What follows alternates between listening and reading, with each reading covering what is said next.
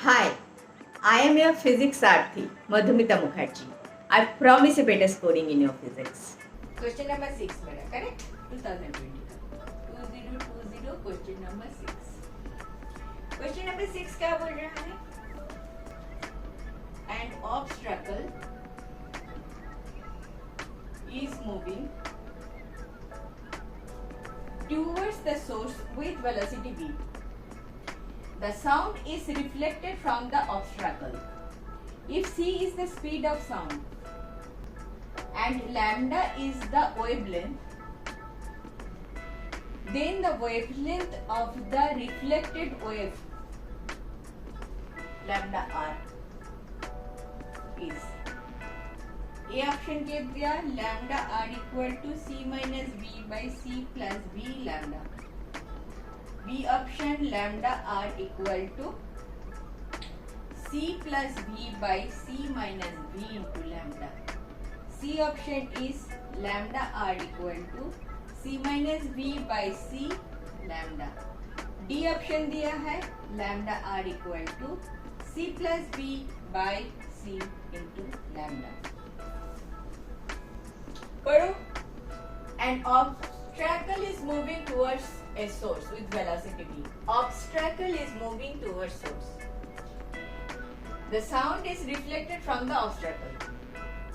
Obstacle is moving towards the source and sound is reflecting from the source. If c is the speed of sound and lambda is the wavelength, then the wavelength of the reflected wave. अच्छा, obstacle is moving towards the source with a velocity v. तो एक apparent frequency आ जाएगा.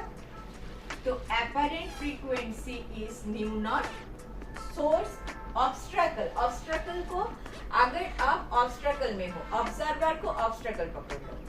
And observer is moving towards source and obstacle is moving towards source. obstacle को आप observer पकड़ लो पहले. तो वो सोर्स की तरफ आ रहा है, बढ़ेगा कमेगा, पिच बढ़ेगा कमेगा, बढ़ेगा बढ़ेगा. तो v plus with velocity v. अयो अच्छा, ये तो c था, c plus v divided by c. इधर मेरा स्टैंडर्ड हिसाब से vo is v and v equal to c. Speed of sound c दे दिया.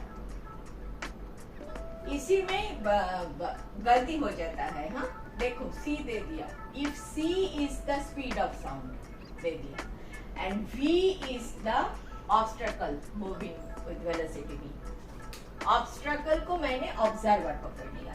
अभी क्या बोल रहा है? अभी रिफ्लेक्ट कर रहा है. मैं अगर ऑब्जर्वर अगर उधर है और वो नजदीक आ रहा है, मैं सोर्स हूँ, तो उसका पिच बढ़ेगा.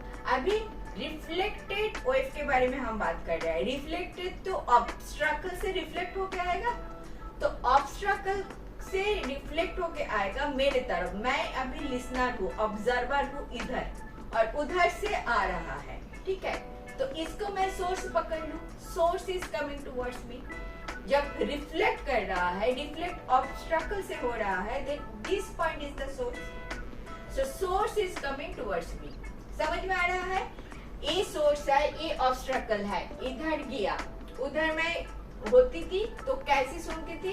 क्योंकि मैं I am coming towards the source, तो पिच बढ़ता था, जो मैंने अभी की. अभी सेकेंड कंडीशन, मैं ऑब्जर्वर इधर खड़ी हूँ, जिधर सोर्स था मेरा, इधर खड़ी हूँ, और ये ऑब्स्ट्रकल से रिफ्लेक्ट होके आ रहा है and obstacle is coming towards me. So source is coming towards me. Source is coming towards me. तब क्या होगा? ज्यादा होगा कम होगा? मैं स्टेशनरी हूँ, सोर्स इज कमिंग टुवर्ड्स मी, ज्यादा होगा. अगर ज्यादा है, डबल डैश न्यू डैश, ये क्या होगा? सोर्स इज कमिंग टुवर्ड्स मी. ठीक है, हमारा स्टैंडर्ड क्या होता है? v divided bye v. Source is coming meaning bye हमें ज्यादा सुनाई देगा, मतलब माइनस बी एस होगा. तो इधर हम करेंगे c माइनस बी. समझ में आया? समझ में आया बात? आया ना?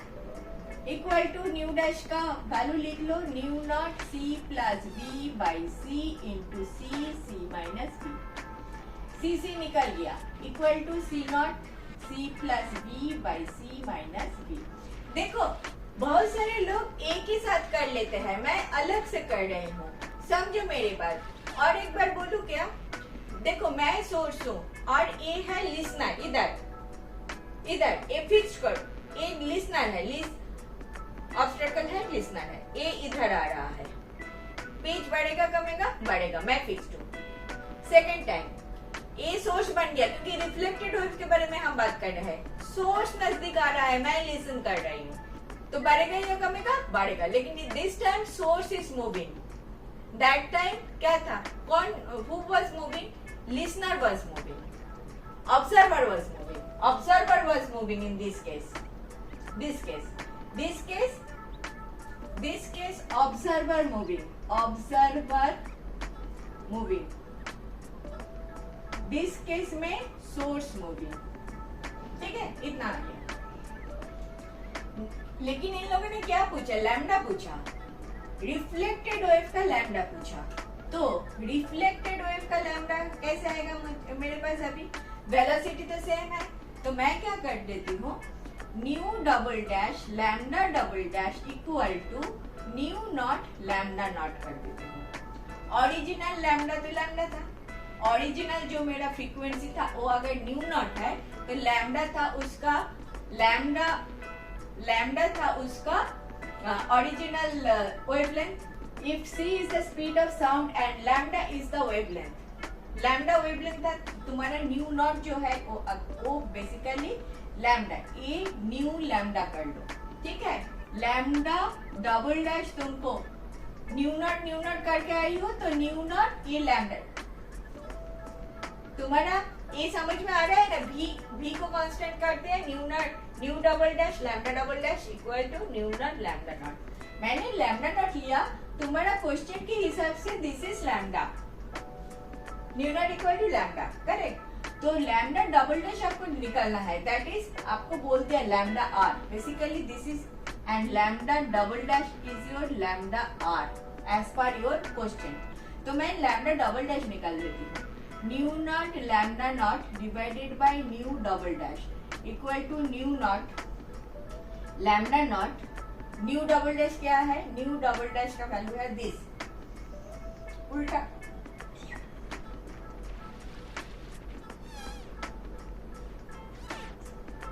इंटू 1 बाई न्यू नॉट, इसको उल्टा हो जाएगा ना, 1 अपन हो गया तो इसको उल्टा हो गया।